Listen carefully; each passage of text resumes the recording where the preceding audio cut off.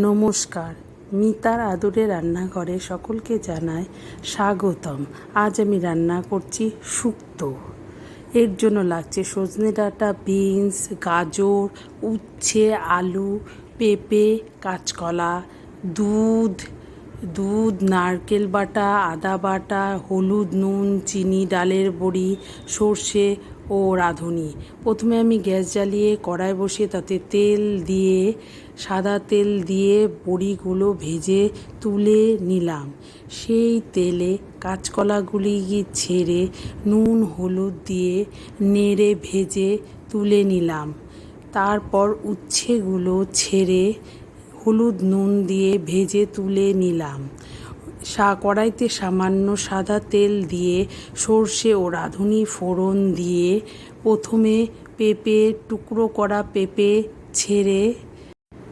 পেঁপে, আলু, গাজর ছেড়ে তাতে নুন হলুদ দিয়ে নেড়ে ঢাকনা দিয়ে ঢেকে কিছুক্ষণ সেদ্ধ হতে দিলাম।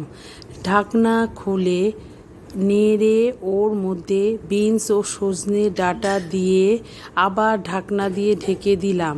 কিছুক্ষণ পরে ঢাকনা খুলে ওর মধ্যে আগের থেকে ভেজে রাখা কাঁচকলা উচ্ছে দিয়ে তার মধ্যে আদা বাটা দিয়ে নেড়ে এক বাটি দুধ ও 2 বাটি জল দিয়ে সেদ্ধ হতে দিলাম।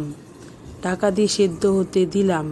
কিছুক্ষণ সেদ্ধ হওয়ার পর ঢাকনা খুলে তাতে বড়িগুলো দিয়ে চিনি ও ঘি দিয়ে নামিয়ে নিলাম। এভাবে তৈরি হয়ে গেল আমার শুক্তো।